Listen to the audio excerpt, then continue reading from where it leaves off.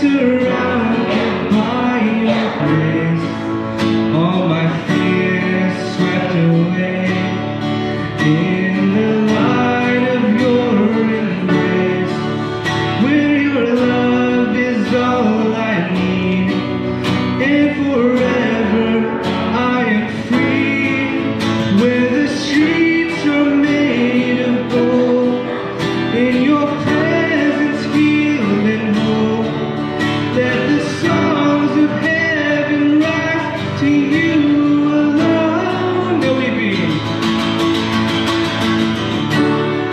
no weeping, no hurt or pain, no suffering. You hold me now, you hold me now. No darkness, no sin or pain, no hiding. You hold me now, you hold me now.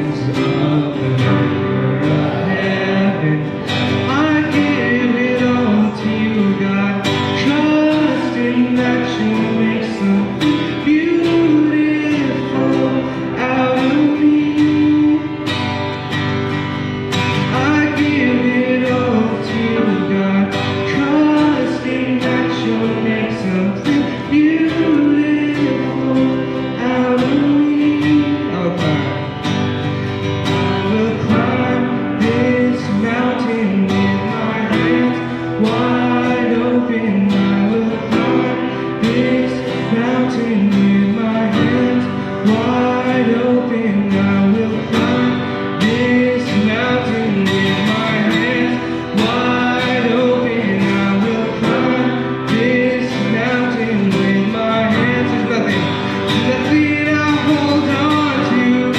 There's nothing I hold on to. There's nothing I hold on to but you, my God. There's nothing I hold on to. There's nothing I hold on to. There's nothing I hold on to but you, my God. No place I'd rather be. No place I'd rather be. No place I'd rather be. But here in your love, here in your love. No place I'd rather be. No place I'd rather be. No place I'd rather be. But here in your love, here in your love.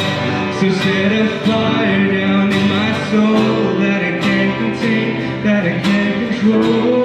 I want more of you, God. I want more of you, God. Set a fire down in my soul that I can't contain, that I can't control. I want more of you, God. I want more of you, God.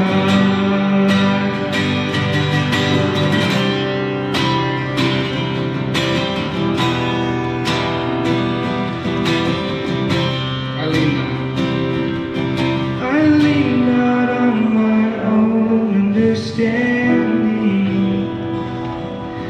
My life is in the hands of the Maker of heaven.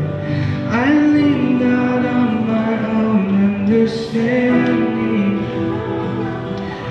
My life is in the hands of the Maker of heaven. I give it all.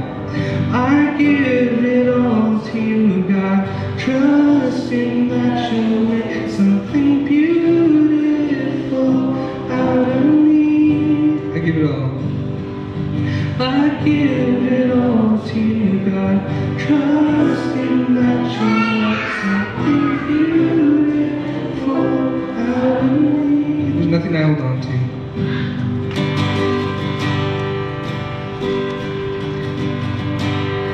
There's nothing I hold on to.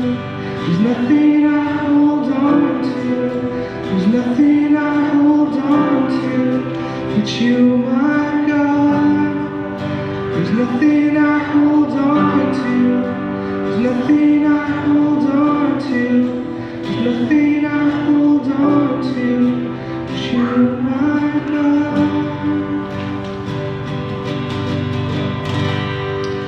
And dear Lord, I pray that we live where we don't hold on to anything but you. We love you. I pray that you be in this place while we learn from your teachings. In Jesus' name, amen. You can all take a seat. So the kids have their awesome kid time right now.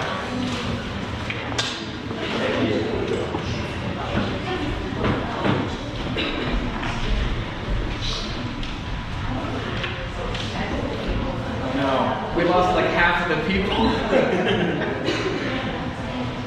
Well, thanks for sticking around for me in the chat.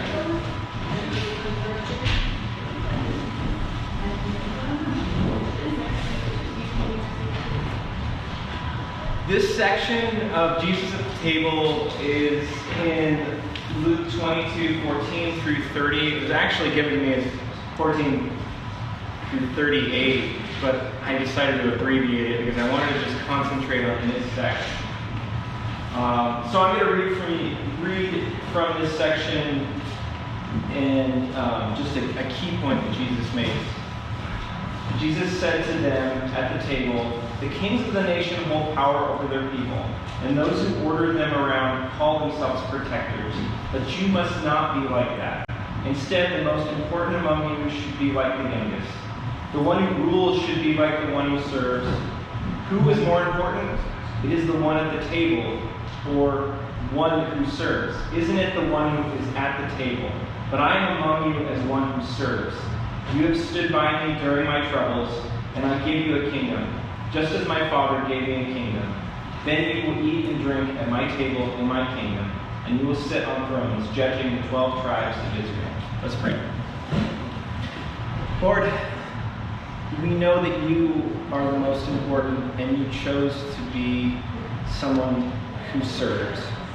And I just pray that you help us to focus on being servants, that we mold ourselves into being servants instead of trying to be served.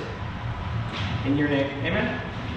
I wanted to, in this message, I really wanted to focus on a real direct message.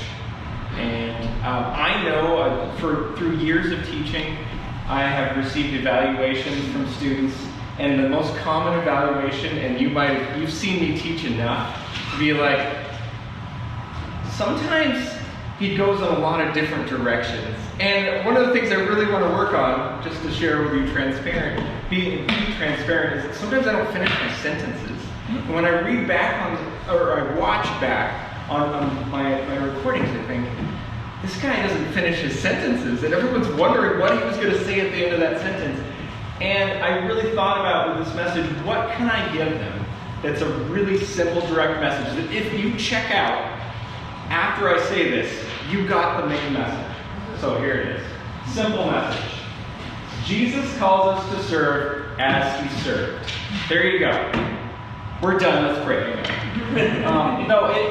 This is what I wanted to focus in. Even when I told you I abbreviated those verses out of there, I didn't want to go and talk about another thing in this section. I just wanted us to sit and meditate on what this really means. And it might seem really general, and it's tough to talk about because you all serve in a different way, in a different capacity. And I really do, I'll emphasize this a little bit later, but we are all built to serve in some capacity. I really truly believe that you go into your profession, you go into the things that you do on a daily basis to serve other people. And so there is this sort of intuitive aspect to just living and breathing in God's world that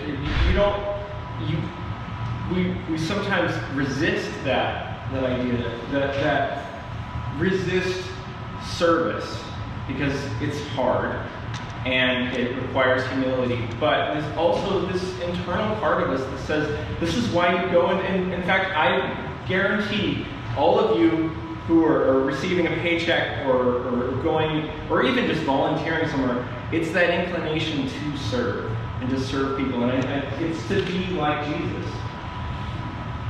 Now, it's difficult to serve sometimes. And this is what I was thinking about when I was going, okay, why is it difficult to serve people? One is that often our status overpowers a desire for community. We want to stand out. And we want everyone to listen to us, but we don't. It's difficult to listen to other people.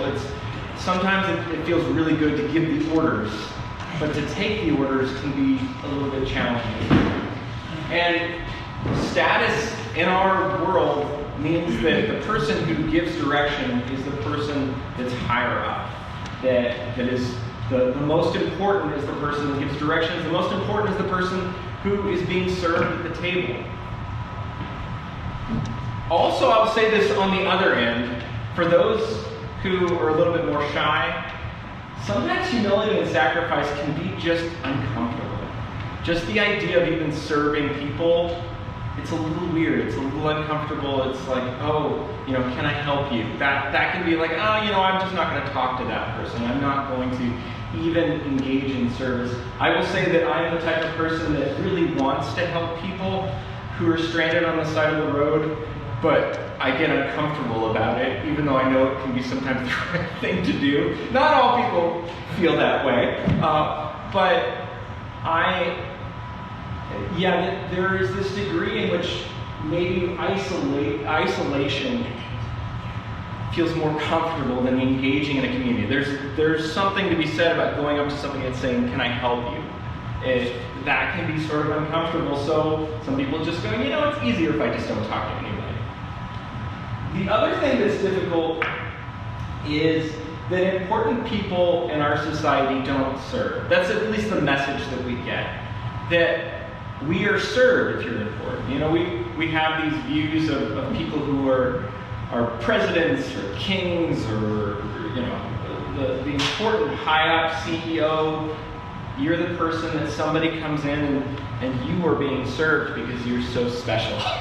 And we think in our mind, well, we want to get to that point where we get to the important part where, you don't do that anymore. I know that when I was working for my dad when I was a kid, there were just levels. So my dad was a plumber, and there were levels. And one of the lowest levels was the person who cleaned up after the job was done, and the person who dug the trenches. And so if there were pipes outside, you would be, the higher level plumbers wouldn't do that. That was beneath them. And there are certain levels in every job where you're like, well, I don't do that anymore because I'm not, I've graduated from that level of service. And so at times we get in this mentality where service just is an example of a lower rank. And Jesus, in those verses, say, no, he just blows that up and says, actually, I am the most important person at the table, but I choose to serve. Mm-hmm. I choose to be someone who has a servant's heart. In these verses, just to give you a little bit of overview, so this is when Jesus eats at the table, engages in what we'll be doing as communion for one last time. He's going to the cross very soon, and this is a time that he's cherishing. We'll see in these verses that this is a time when he's sitting at the table, enjoying his time with the disciples, and in this time that he's cherishing, saying, this is going to be the communion that I'm having with you now. The next communion is going to be in heaven. The disciples then start arguing with each other. And this is where Jesus really reinforces that we should be servants. We are at a table. This whole message series about Jesus at the table, I'm thinking about, okay, what are some of the really key messages that we're getting at it? And one is, I didn't think about this until I was preparing for this message. I thought just in the practical sense of when we go out to dinner and we are served by people, that is something that we are taught on an everyday basis. When you sit down at the table, and I'm not going to shame anybody if you've done this, although maybe it's probably a conviction, but how do we treat the server? How do we, when someone asks your order, do you look them in the eye and treat them like a human being, or do you just sort of like, just get my order, it's you're not doing it fast enough, or you're not doing it correctly. And those who've worked in food service, your standards, I know, are a little different. But I kept thinking in my mind, it's a very apt description to what does service look like. And sometimes when we're at the table, we transform into, all right, well, I'm paying for this, so you are going to serve me in this particular way, and there becomes a power dynamic. So Jesus sort of tells us at a table that we are to be those who serve at the table. And we've talked about being at the table with Jesus, and Jesus is guiding us towards an action at the table. So, when the hour came, Jesus and his apostles took their places at the table. He said to them, I really look forward to eating this Passover meal with you. And I love this translation. It's the New International Reader's Version, but just that the way that it characterizes Jesus as someone who just looks forward to eating this meal. Just that idea of him sitting down and saying, I'm so glad you're here. This is going to be fun. even though it's not going to be quite so fun later. But I wanted to do this before I suffer. I tell you, I will not eat the Passover meal again until it is celebrated in God's kingdom. Jesus enjoys this meal, this time. And another lesson learned about Jesus at the table is it's just a moment where you sit down, you're eating at the present. Something that I think my wife reminded me of even recently is that sometimes I just sit down and scarf the meal and then get out of there as soon as possible. I don't know if it's a youngest child training where like my food is not going to be there if I don't hurry up and eat it. So this, just cherishing that moment, and I also, as a child, would be the one that would eat their meal really fast and then I would disappear to go play video games or something. That social time was something that boring adults would do. And so these verses really show that Jesus is sitting down with them at the present and being present with them and enjoying the meal with them, cherishing the importance of the moment. That is a key part of service as well. I find that when I'm just thinking about being done with serving people, being done with an event, I am guilty of someone who is looking past the moment a lot. And I will just think, okay, what are we going to do next? What's the next thing we're going to do? And when I'm serving somebody, I'm like, I hope it's over with soon. And I have to train my heart to say, at the Passover, at this meal, it's enjoying that present moment. That's really key in our concept of understanding service. I like how when Jesus engages in the communion, this is what Matthew Henry says: nothing can be more nourishing and satisfying to the soul than the doctrine of Christ making atonement for sin, and the assurance of an interest in that atonement. Therefore, we do this in remembrance of what he did for us, when he died for us, and for a memorial of what we do, in joining ourselves to him in an everlasting covenant. So, we're enjoying this presence with Jesus. So what's exciting is that we can sit down to have a meal and be present with the people that we're around. And when we engage in communion, it's a reminder of that presence every Sunday. We do this every Sunday, and I love that we do that for this as a church. There's several things that I really enjoy that we do. Some of the things were suggested by friends and family. We're small enough that we're like, let's do this, and then we start doing it. That's kind of unique. In a larger church, it might take some bureaucracy to get things going. But I love that we take communion every week so that it doesn't feel like what time of the month is this? Oh, I think we do communion this time. No, we're doing it every time, enjoying that presence with Jesus as if we're at the table, because we are with him. But sadly, it's always like a consistent pattern that happens. Jesus models something, the disciples do something the opposite or don't do the right thing, and then Jesus has to teach them. That's the consistent pattern. So at the end of Jesus talks about the blood that he will shed, his body broken for them, and then he says, one of you will betray me. And immediately this sparks this very human, who's it going to be?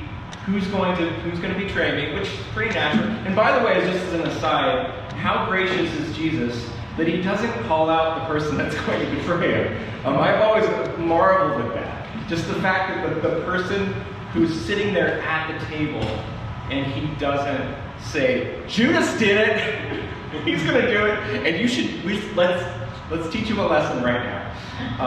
He doesn't get a meal right now because he's Judas. No, there's that graciousness in Jesus, but he brings up the fact that he would be betrayed, and this sparks a debate, an argument.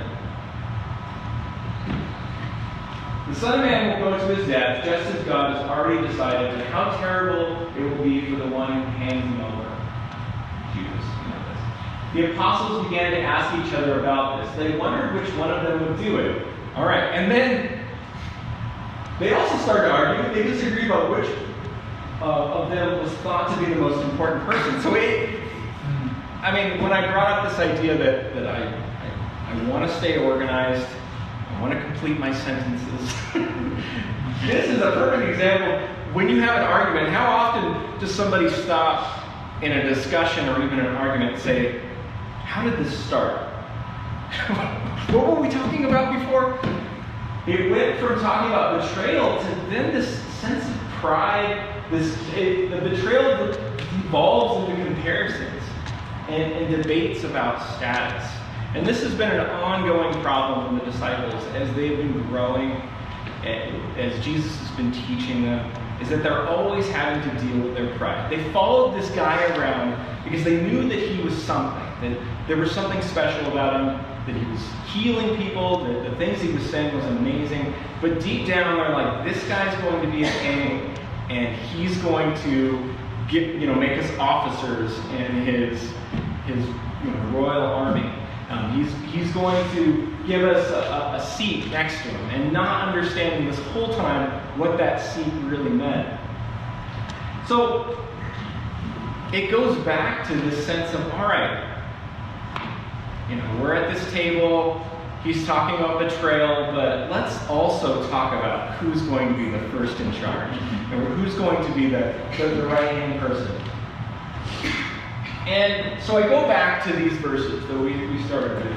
Jesus says to them, the kings of the nation hold power over their people, and those who order them around call themselves protectors. This is what we understand, what they understand about what power looks like. This is what we understand what power looks like. A name is someone who holds, a person who holds rank, something that's powerful. They are someone who we even see in this day and age, the presidents, the kings, the queens, those who hold rank are powerful. Someone they thought Jesus was. Someone they thought that Jesus is obviously, the greatest and will rule over everybody. But he says you must not be like that, which is strange for someone who they revered as they thought in this world that Jesus is the greatest. He's going to overpower all of these powerful people. He says you must not be like that. Instead, the most important among you should be like the youngest. Or, I always like that because I was the youngest. But the meekest, the humblest, the one who rules should be like the one who serves. Who is the most, and he says something kind of curious here. He says, who is the most important? Is the one at the table or the one who serves? Isn't it the one who's at the table? And that is the understanding that they have. Thought, okay, well, he's saying be like a servant, but then the most important person is at the table. But he says, I am among you as one who serves. Someone who is the most important says, I am going to be a servant, and I want you to be like me. You have stood by me during my troubles, and I give you a kingdom, just as my Father gave me a kingdom. Then you will eat and drink at my table in my kingdom. So there is an illusion that, or he does say that they will be powerful amongst his kingdom, but right here in this moment, and while we are on this earth, he's calling us to serve. And that carries on even to this day. So Jesus teaches service. And he really clearly says in those verses, don't seek worldly recognition, which is so counterintuitive. That we're constantly trying to get recognition. I think we get recognition for two reasons. One, it's validation that we did something well, which I think is normal. You wanted someone to say thank you. You did something good. Good job. You got an award. You got a little ribbon because you did the thing that you did. But there is also this sense that, well, you've earned this rank, that you've done this, that even I even particularly enjoy like years of service awards at work. They seem kind of meaningless, but at the same time, they're meaningful for me. Like, okay, I've endured this job for 10 years. I should get a plaque. We want recognition, but Jesus tries to push this away from us and say, don't seek to be the one in charge, the greatest. Don't seek worldly recognition, because sometimes that also means pulling people down and taking, usurping. One of the things that I don't love about my name is that James, if you've got any biblical knowledge of the word James, it means a heel catcher or someone who usurps. If you're familiar with, it comes from Jacob, I believe. So if you're familiar with what Jacob and Esau and that story. And so it's not a great name. There's a ton of Jims out there, but it's not like a name that means like beauty or kindness. It means someone who takes from other people and tears them and usurps their power. And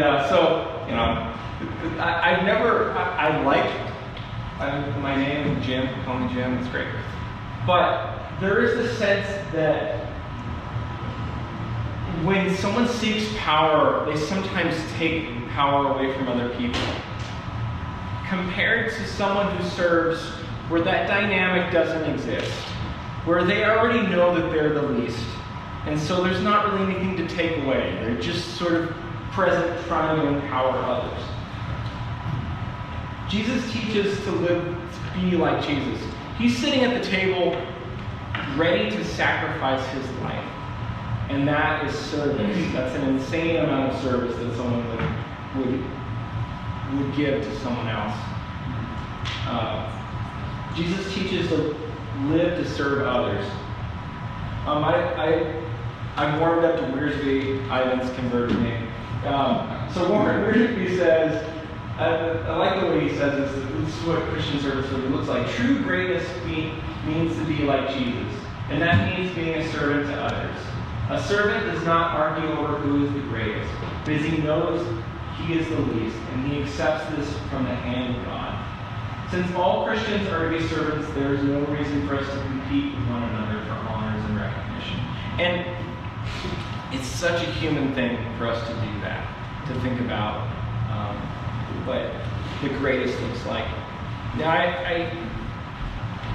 when I prepare for a message, it's usually a week-long thing. I look at the verses, I think about, and I try not to put a lot of pressure on myself when I look at the verses, and I think, okay, what is this? What's God speaking to me about this?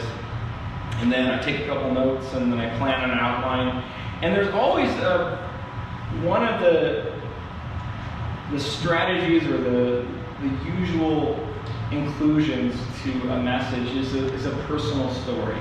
And I really struggle with this because I have been served by many people in my life. And I have multiple stories of either serving or having been served. And I prayed a lot this week going, give me that magical story that everyone kind of thinks is funny and also interesting and really draws them in. And it just did not come this week. And I'm now thinking, as I'm standing in front of you, that that's okay, because I think I was forced to move back and look at some bigger picture things. And one of the things, even this morning, I was walking around, and Ira and Irma were praying in the back, and I was being creepy. I was like, well, I watched you from the kitchen, and I was like, that service is beautiful. This idea that you're both back there praying for this church, for the people here. That's not a seeking status. You're not being like, well, we're praying so that we can become the CEO of this church. That's the dynamic. Isaac was practicing here, and Taryn were practicing here, and I was, it's just, what I love about our rotation with the teachings and the music is there isn't this status concept. It's all about service. It's about who's up next and who's serving, and it's nice. I really like it. The pressure is sort of off to be competitive in this environment, and that can happen in a church. You'd be like, who is the best teacher here? Don't say it out loud. Who's the best person that leads worship? Who's the best, person that works with the youth? And that can happen. And when it just turns into just looking at the big picture, just people serving, people that my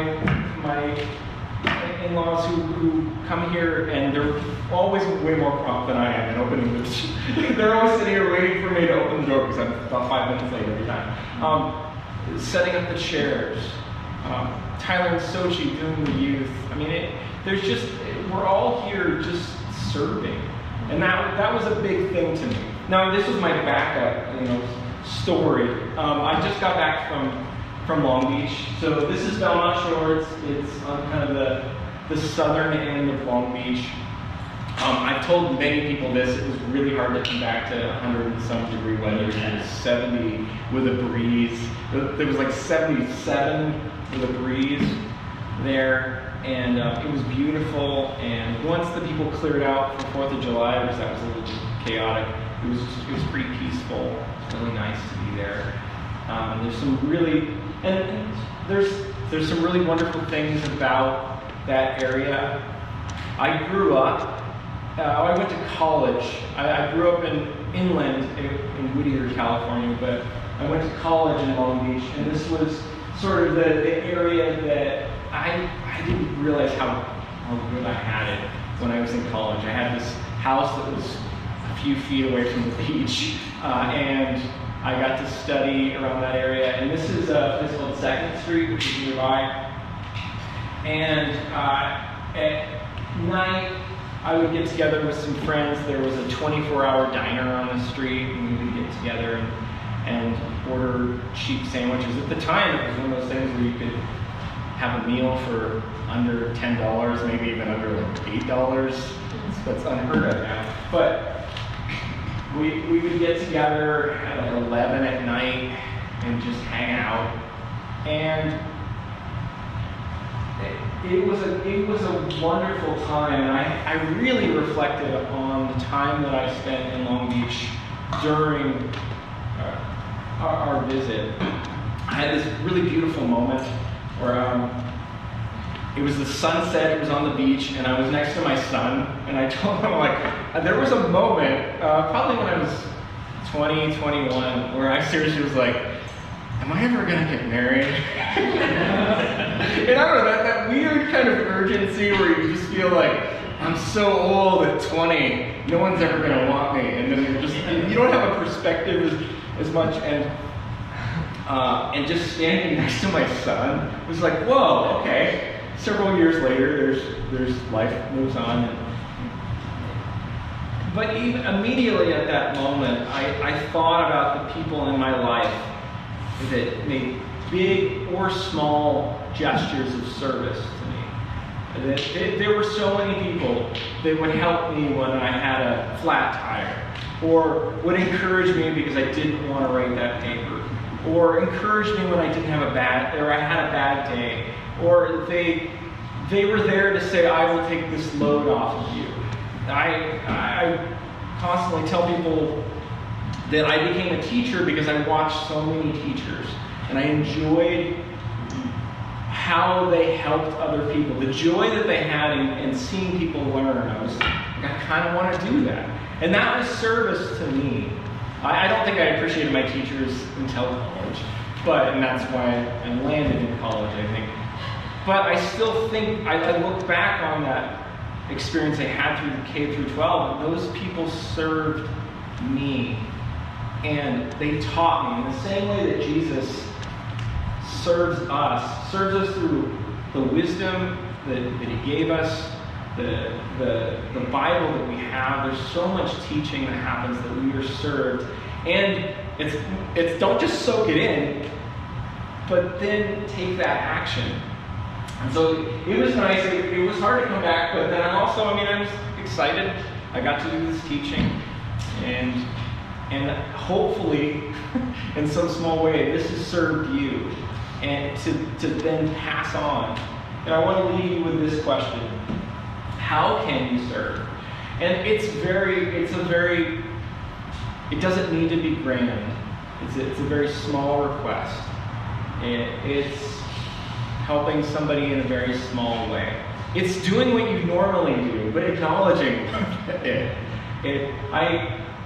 At this time of year, I like to think, okay, I'm going to be back in the classroom in August.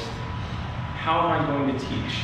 And just small reminders like, how can I serve the students that are attending my class, that are spending money to listen to me? You don't even have to spend money to listen to me. They spend money to learn from me. How can I serve them? How can I be someone who is like Jesus and serves other people, as opposed to embracing that very human aspect of how can other people serve me? How can they make me feel more important? It's humbling myself and saying, how can I serve? And so I want to leave you with that question today.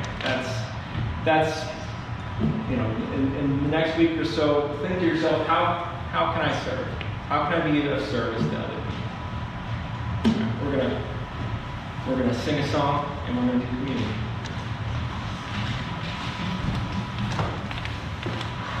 Let's pray. Lord, I thank you so much for teaching us, for giving us examples of maybe what not to do,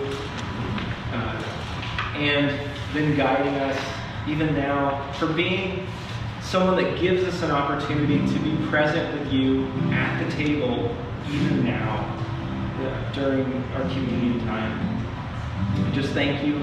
I just pray that you give us a sense of how we can humble ourselves to love others in a sense of service. In your name, amen.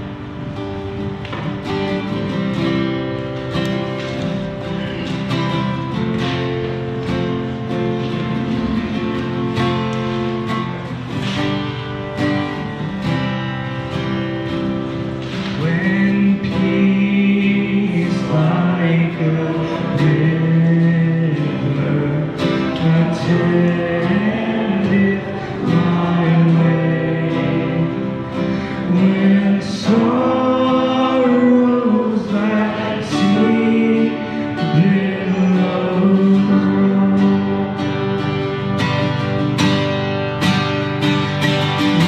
whatever my lot thou hast taught me to say, it is well,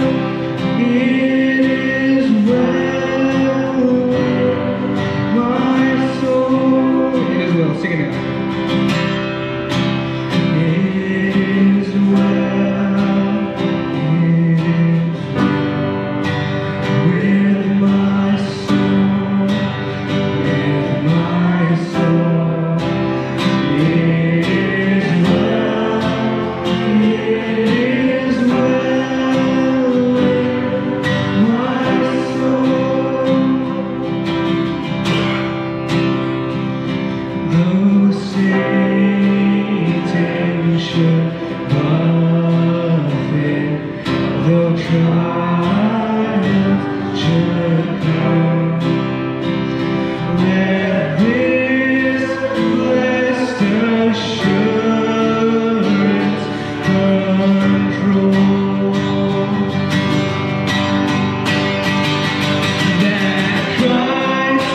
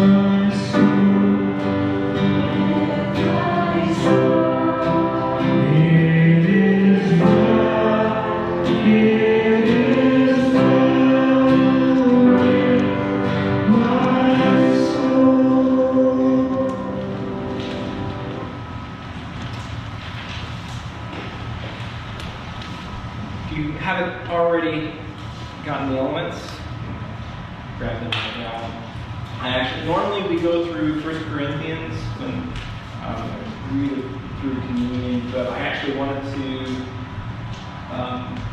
just go through the verses that were part of today's teaching, because this was a time when Jesus engaged in communion with the disciples.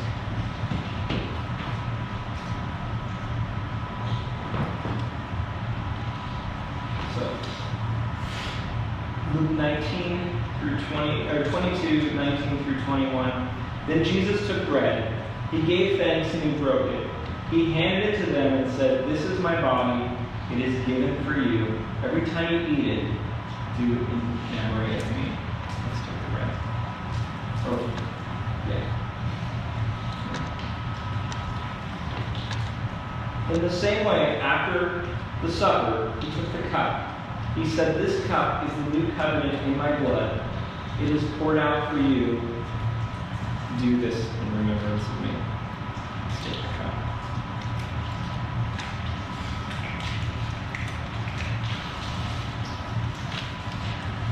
That having that communion time, I hope you can think about being at that table with Jesus, that communion time. And now that we know the sacrifice that Jesus made, it becomes this special understanding of what it's like to be at that table with him. And that this communion that we get to engage in every Sunday, it's a special time of just understanding the sacrifice, the atonement that God has for us.